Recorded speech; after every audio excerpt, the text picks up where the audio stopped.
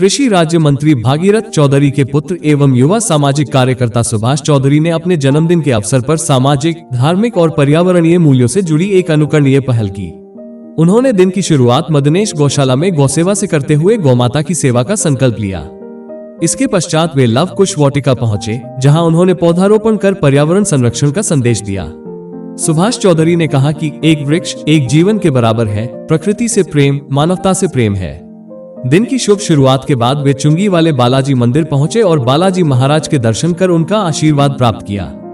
इसके पश्चात उन्होंने अपने निवास स्थान पर आंगनबाड़ी की बहनों के साथ सम्मान एवं विश्वास का बंधन साझा किया। इस आत्मीय मुलाकात में उन्होंने आंगनबाड़ी कार्यकर्ताओं को समाज की असली कर्मवीर बताया और उन्हें राखी बंधवाकर स्नेह और सम्मान का भाव प्रकट किया।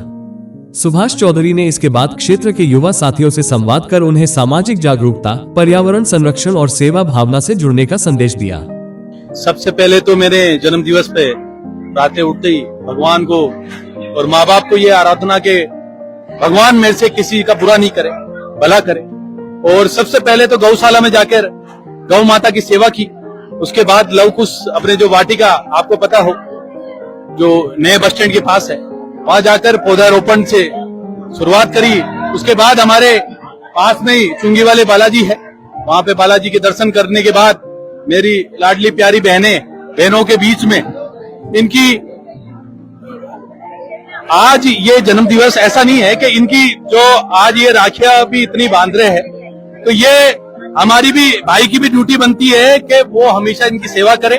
इनकी समस्या क्या है उस समस्या का समाधान करे। उसी का एक प्रयास का एक नई पहल है और नई कोशिश है।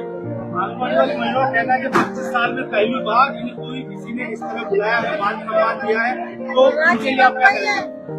अगली बार जो हमेशा परेशानी जो पिछली सरकार में जो महिलाओं को लेके जो अत्याचार चल रहे थे, जो अभी वाली सरकार ने हमेशा महिलाओं के आरक्षण के लिए बात की और हमेशा कोशिश की कि महिलाओं को रिजर्वेशन बढ़े, हर चीज में लाभ मिले। और आपने देखा कि हर विभाग में महिलाओं को छूट मिली है। और ऐसे ही हमारी एक नई पहल रहेगी।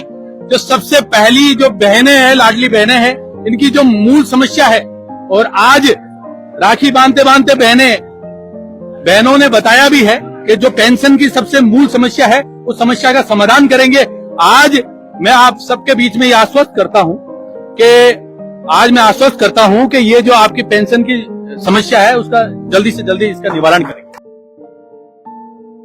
इस मौके पर उनके आवास पर अरोल नागाड़ों के साथ पहुंचे शिवसेना के उप राज्य प्रमुख नरेंद्र सिंह राजावत।